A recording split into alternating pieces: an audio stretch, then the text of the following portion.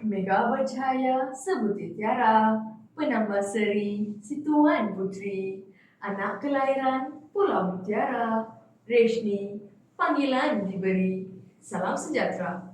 Saya Reshni Amparai Kumar dari Sekolah Menengah Kebangsaan Buntong AEA 2060, pelajar tingkatan 4 merupakan wakil pembaca bestari kategori Bahasa Melayu. Hari ini saya diberi kesempatan bukan sekadar seorang murid, tetapi sebagai seorang pecinta ilmu yang percaya bahawa bangsa membaca, bangsa berjaya. Saya diberikan amanah sebagai seorang pengawas sekolah, setiausaha badan beruniform kadet remaja sekolah dan setiausaha permainan olahraga.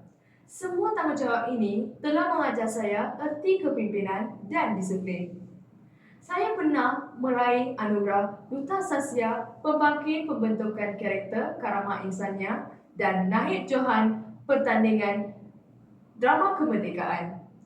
Saya juga pernah mengharumkan nama sekolah dalam pertandingan Parade Propose dalam peringkat negeri. Di luar sekolah, saya sering menyumbangkan bakti kepada masyarakat. Sebagai contoh, saya pernah terlibat dalam program Ilmu Merupakan Tangga Kejayaan kerana saya percaya ilmu bukan untuk diri sendiri, tetapi untuk berkongsi bersama. Saya seorang yang suka berbicara dengan penuh ekspresi.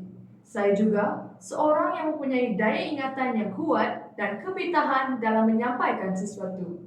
Saya yakin bahawa amalan membaca inilah yang telah menjadikan saya seorang yang berani, berdisiplin dan kreatif. Dengan sepenuh semangat, saya bersedia untuk membawa anda menyelami dunia buku yang penuh dengan keistimewaan. Sekian, terima kasih.